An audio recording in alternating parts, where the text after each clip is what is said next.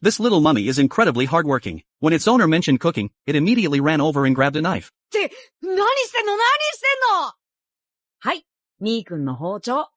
The mummy happily held a knife that suited its size and helped chop the cucumber into tiny pieces. When the owner was taking notes, the mummy only had to observe for a moment before finding a new job for itself, turning pages.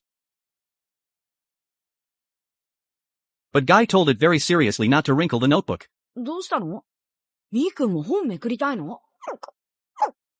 Recently, Guy noticed that whenever he came home from school, the mummy was always dried out. But after drinking some water, it would instantly return to normal. That made Guy wonder whether the mummy was drinking water properly when he wasn't home. And if it was, why did it keep drying out? So the next day, Guy brought it to school. The mummy poked its head out, wanting to breathe some fresh air, but it was immediately spotted by Mark in the back row.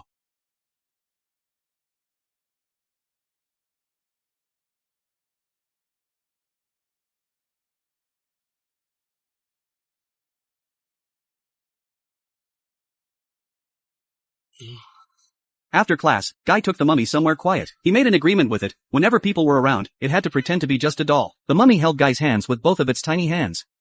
絶対、約束。Back in class, Guy tried to hide it inside his desk.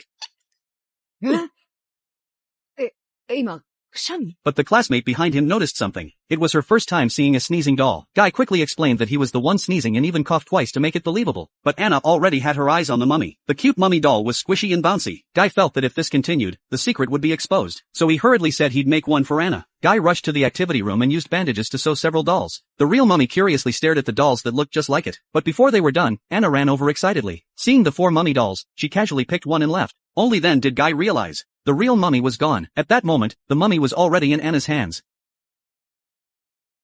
The two hurried back to the classroom, only to remember. The next period was gym class. The girls had gone to the locker room to change, and the mummy had been left inside.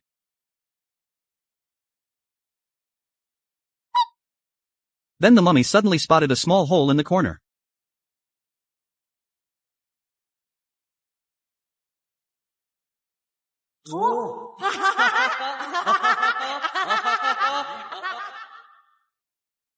Following its instincts, it slid down through a sleeve toward the hole. But when it dropped inside, it discovered the passage ended at a wall. With no other choice, it climbed upward along the wall, straight into the ventilation duct. As it crawled through the duct, it suddenly encountered a mouse. The mummy froze in confusion, but the mouse suddenly went berserk and started chasing it. Terrified, the mummy sprinted through the ducts, eventually bursting out into the open. Meanwhile, Guy was about to burst into the girls' locker room, but Mark quickly stopped her. If you go in there, you're literally committing a crime. At that moment, the mummy shot out from a bush nearby, and the crazy